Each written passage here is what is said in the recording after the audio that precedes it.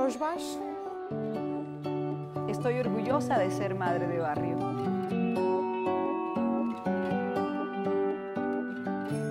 Bydelsmøder, det er frivillige kvinder, som rådgiver og støtter andre kvinder. Isolerede kvinder, som taler ikke sproget, som kommer i et nyt land, som mangler sprog og kulturforståelse. Dengang jeg kom her til Danmark, jeg har denne sprogproblemer. Altid jeg spurgte til mine veninder. Hele tiden hun hjælper mig.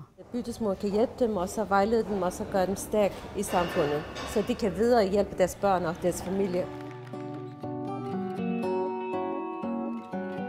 Der hvor jeg ikke kan tale tyrkisk, syrisk eller noget andet noget, jamen så kalder jeg på nogle af de andre fra gruppen og siger, hjælp mig lige, nu sidder jeg over for en mor sådan og sådan. Det har været lige fra at læse et brev, som vedkommende ikke har kunne forstå eller selv har kunne læse. Nogle gange de kommer og de har noget på hjertet, som de vil gerne bare fortælle om.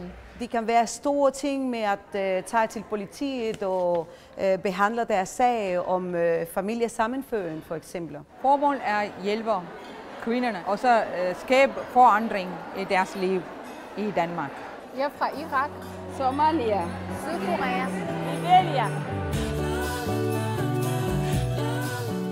Vi har en erfaring, en baggrund, som man ikke kan læse sig frem til. Hvis der kommer en kvinde og fortæller mig, hun var i krig, eller der er nogen, der døde, eller et eller andet, så jeg kan godt forstå hende. Det er jo trygheden ved os, at vi alle sammen, dem vi ikke fra kommunen, så kan man ligesom vise dem vejen til, at kommunen er faktisk også et sted, hvor man kan få hjælp.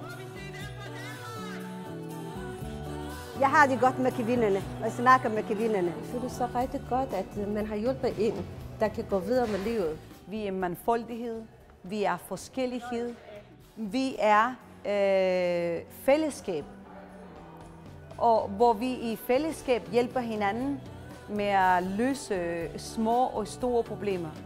Vi gør alt det her på vej til en bedre integration, til at blive bedre samfundsborgere, til at realisere os.